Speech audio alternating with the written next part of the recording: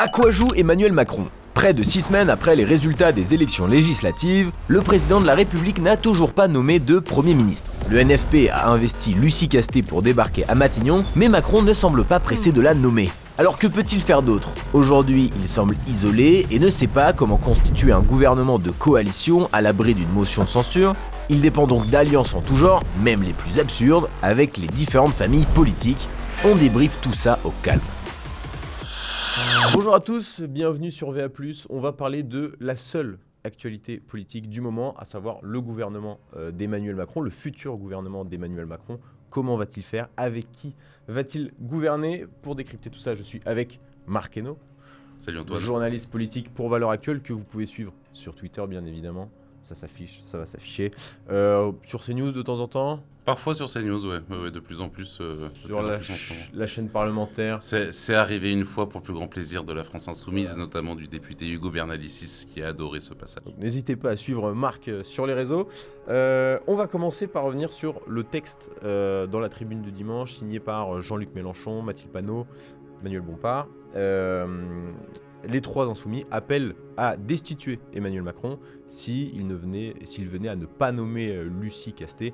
Donc c'est une force de coup de force institutionnel. Le problème, c'est que tous les autres partis de gauche se sont désolidarisés de cette démarche. Est-ce que le nouveau Front populaire explose déjà ? En fait, la question, c'est est-ce que le nouveau Front populaire a-t-il existé à un moment donné ? La France Insoumise, effectivement, donc ils ont lancé cette idée de destitution qui constitutionnellement ne tient pas la route. 100% des experts, en tout cas en droit constit, ont affirmé. Et au fond, les réactions des autres partis de gauche ont été dans la droite lignée de ces élections législatives. Le Parti socialiste a pris ses distances avec la France Insoumise, sans pour autant être en conflit total. Les écolos ont joué un entre-deux entre le PS et LFI, ont botté en touche comme quand un ami dit quelque chose de gênant et qu'on préfère regarder ailleurs. Et le Parti communiste en a profité pour réaffirmer son opposition à la ligne mélenchonienne en tapant allègrement sur cette initiative et cette idée. Mais en fait, ce que fait Jean-Luc Mélenchon ? Jean-Luc Mélenchon, encore une fois, il n'a pas envie d'un gouvernement du nouveau Front populaire parce que ça le forcerait à remettre en jeu sa légitimité à gauche, en quelque sorte. Il n'est pas sorti gagnant des élections européennes qu'il a essayé d'enjamber en mettant en avant notamment la cause palestinienne incarnée par Rima Hassan. Et ce qu'il veut en réalité, c'est pousser le Parti socialiste à accepter une coalition avec la Macronie, éventuellement quelques LR, etc., pour pouvoir s'imposer, s'affirmer comme le seul candidat naturel de la gauche, le seul véritable opposant à Emmanuel Macron. Quand vous avez Sofia Chikirou, la députée de Paris et très proche conseillère de Mélenchon, qui traite les socialistes de punaises de lit, moi je sais pas, si je veux monter une coalition avec des amis politiques, j'évite de les traiter de punaises de lit. Enfin, quand je traite quelqu'un de punaise de lit, c'est que j'ai pas spécialement envie de travailler avec lui ou former un gouvernement avec lui. C'est tout ce jeu en fait qui est en train de naître à gauche, c'est ce jeu de dupes, ce jeu presque de pervers narcissique en fait en réalité, où Olivier Faure, par exemple, le patron du Parti socialiste, est tiraillé entre ses opposants internes qui eux lorgnent du côté d'Emmanuel Macron, je pense à la présidente de la région Occitanie, Carole Delga notamment, et ceux qui veulent à tout prix se maintenir dans la NUPES, dans le nouveau Front populaire, et rester sous la férule de Jean-Luc Mélenchon. Donc c'est tout ce jeu qui est en train de se jouer à gauche, et les électeurs risquent effectivement de se réveiller un matin avec une très mauvaise surprise, c'est-à-dire un NFP dans l'incapacité de gouverner, un NFP surtout dont les principaux chefs ne veulent pas travailler ensemble. Donc Mélenchon ne veut pas participer à une coalition, ne veut pas être dans un gouvernement qui ne serait pas 100% insoumis, et dans le même temps, Emmanuel Macron, je pense, n'a jamais imaginé gouverner avec des insoumis dans son gouvernement. Donc finalement, cette petite déchirure auquel on insiste, bénéficie et à Macron et à Mélenchon. Alors, il bénéficie à Macron et à Mélenchon en sachant que Emmanuel Macron joue la montre évidemment pour des raisons qu'il a toujours appréciées. On balance quelques noms en pâture pour faire un écran de fumée pour pouvoir tranquillement faire sa petite cuisine derrière.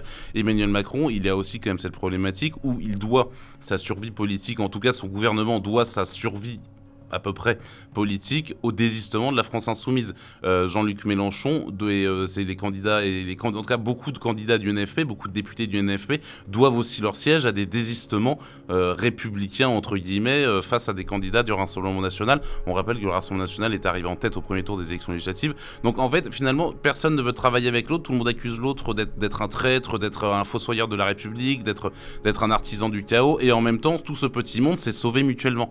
Donc c'est aussi comment est-ce que Jean-Luc Mélenchon et Emmanuel Macron vont sortir de cette séquence en rejetant finalement la faute du chaos sur l'autre, alors qu'en réalité les deux sont responsables et les deux se tiennent en quelque sorte.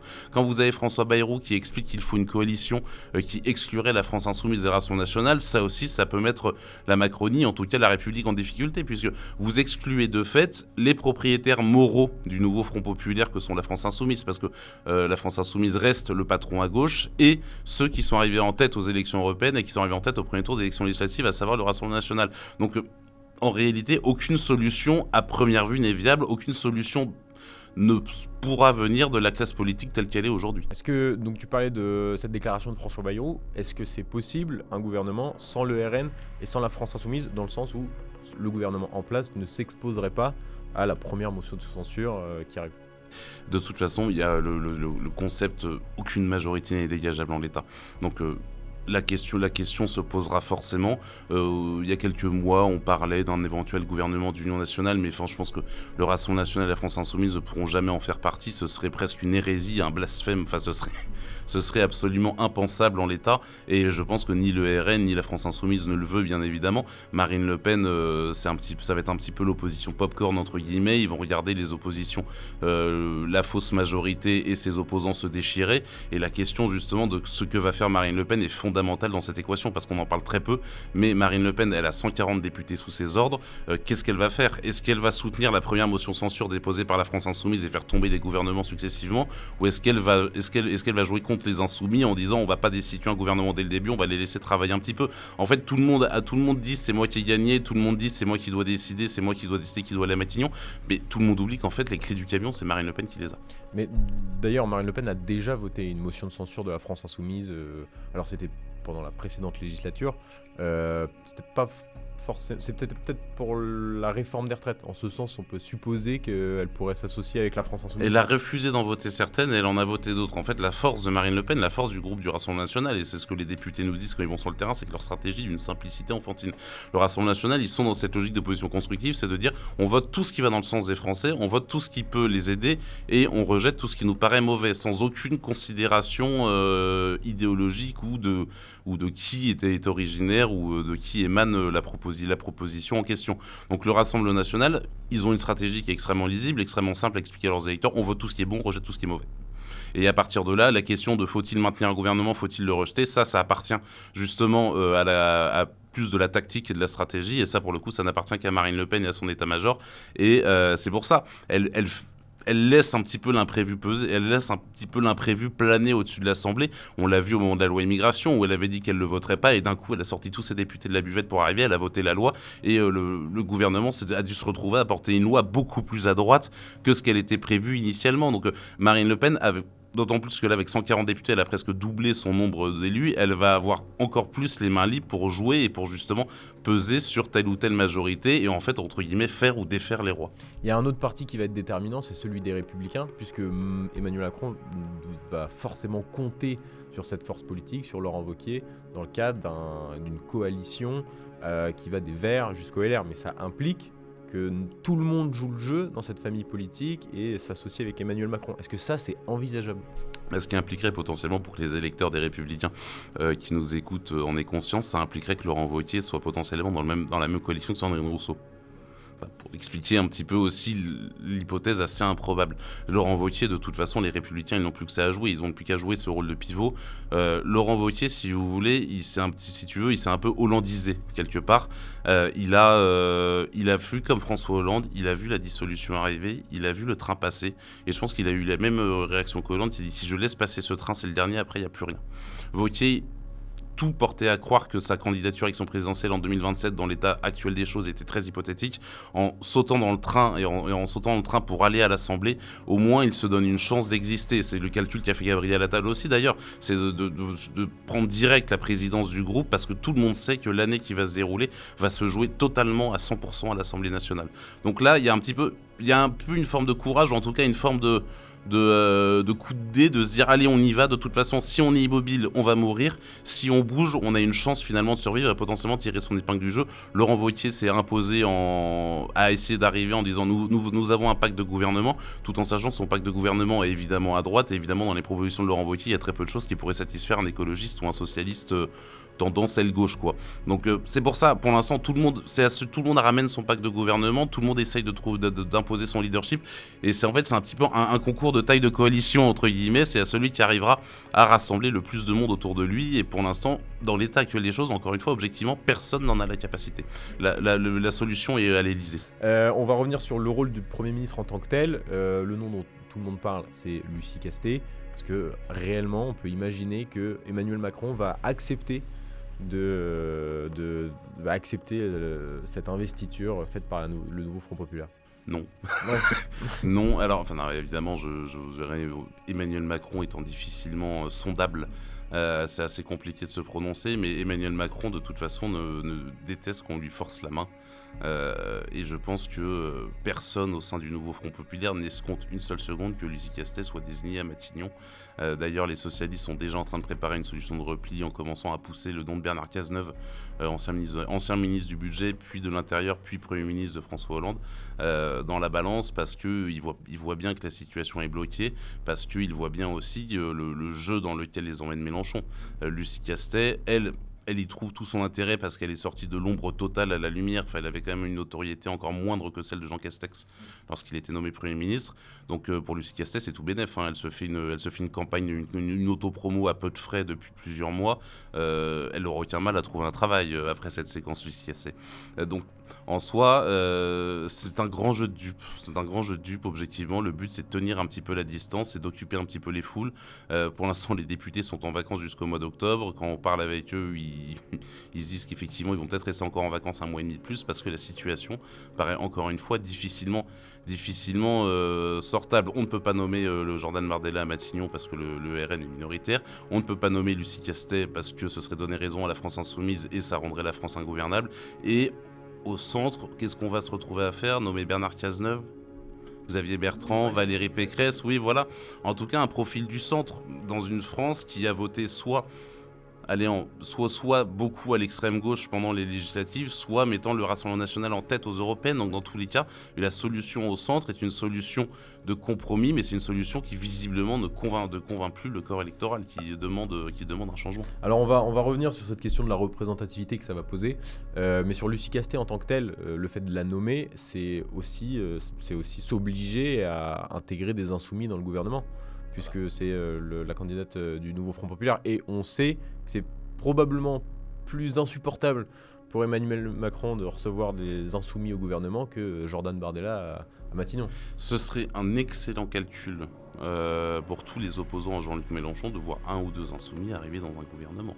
En tout cas, parce que cela compromettrait justement la France insoumise. Qu'est-ce qu'il a fait Jean-Luc Mélenchon pendant ces législatives? Il a laissé aux socialistes, aux écologistes un maximum de circonscriptions.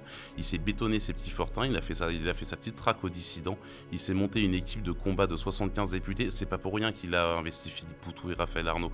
Il veut du lambertisme pur, il veut du trotskisme pur, il veut vraiment une minorité de combat à même de bordéliser l'Assemblée nationale.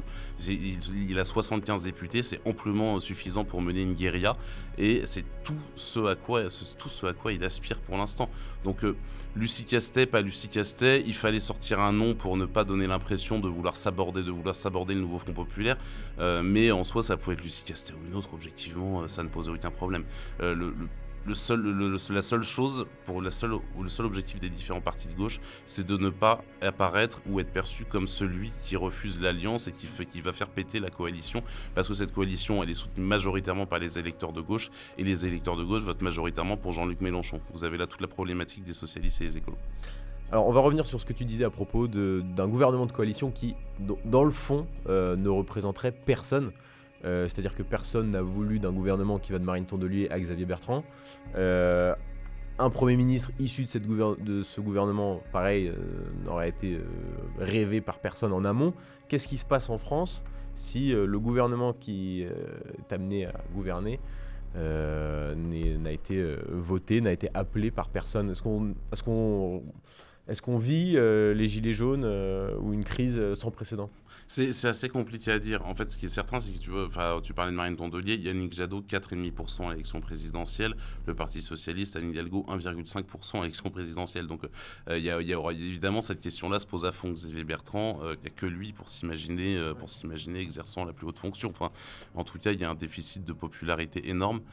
C'est tout le paradoxe des Français. Tout le monde avait parié sur une vague Rassemblement national aux élections législatives, la rupture totale du Front républicain. Et en fait, c'est pas vraiment le Front républicain qui a eu lieu, c'est un gigantesque instinct de survie. Et je pense que ça correspond aussi un peu à l'état d'esprit des Français, qui est dans une situation de ras-le-bol absolument inimaginable, ras-le-bol fiscal, ras-le-bol sur l'insécurité, l'immigration et tous ces sujets-là. Mais quand vous souciez de l'avenir et qu'on vous promet depuis des décennies toutes les plaies d'Égypte si le Rassemblement national venait à gouverner, il y a peut-être une peur de dernière minute, mais une peur qui est quand même sur le point de sauter. Cet instinct de survie qui s'est montré dans la classe politique avec des gens qui se désistaient en faveur de tel ou tel candidat, ça a été une bonne preuve. Les 87 députés sortants du Rassemblement national qui se sont représentés ont fait en moyenne 47,5% au premier tour des élections législatives. Il y a aussi ce calcul-là de la part de leurs opposants. Vous êtes un candidat insoumis, vous retirez votre candidat au second tour en vous disant il vaut mieux faire passer un député LR qui va rester maximum un an et qui sautera à la prochaine dissolution plutôt qu'un député RN, puisque 83 députés RN ont été réélus, reconduits. Ça veut dire qu'un député RN est impossible à déboulonner une fois qu'il est élu. On parle de territoires qui lorsqu'ils basculent RN, en fait, n'en changent plus. Les maires RN ont été élus quasiment tous au premier tour, réélus au premier tour au municipal. Donc ça montre bien qu'une fois qu'une circonscription tombe, entre guillemets, elle est bétonnée. Alors, une dernière question, puisqu'on vient de parler du Rassemblement national. Quelle est la place d'Éric Ciotti dans cette équation ? Ce sera à lui de répondre à cette question. Ce qui est certain, c'est que Éric Ciotti a brisé un tabou, qu'on le veuille ou non. Alors il a franchi le Rubicon seul, en tout cas sans cadre de poids derrière lui. Électoralement porteur. Qui n'a pas été électoralement porteur, mais par exemple dans les Alpes-Maritimes, ça lui a peut-être permis aussi de sauver son siège et celui d'un ou deux de ses collègues, puisque c'est quand même des circonscriptions où la Macronie et le Rassemblement national réalisaient des scores assez impressionnants. Il y a peut-être eu une question il y a sans doute eu une part de calcul personnel de survivre, c'est la question de sa survie politique se posait, mais il y a aussi cette espèce de rupture de tabou total où ça reste le président des Républicains. Il a agi seul très certainement, mais que le président des Républicains élu par les militants signe un accord avec Marine Le Pen et Jordan Bardella, ça augure aussi beaucoup de bonnes choses pour la suite pour le Rassemblement national. Après, Éric Ciotti, il a quand même une marge de manœuvre avec son groupe. Que va-t-il faire ? Va-t-il rester loyal à Marine Le Pen jusqu'à la fin de la législature ? Va-t-il rediscuter un petit peu avec ses collègues LR ? Personne ne le sait. Mais en tout cas, Éric Ciotti a choisi de lier son destin avec celui du Rassemblement national. Bon, affaire à suivre. On rappelle que donc l'Assemblée reprend en octobre. C'est dans longtemps. D'ici là, peut-être que la semaine prochaine, on aura un Premier ministre. En tout cas, vendredi, Macron reçoit les différents chefs de parti avec Lucie Castet, ce qui est quand même... curieux. Courtoisie républicaine. En tout cas, elle est validée par un groupe de 185, un intergroupe de 185 députés. Donc, on suivra tout ça de près, on redébriefera ça ensemble. Merci Marc. Merci à toi.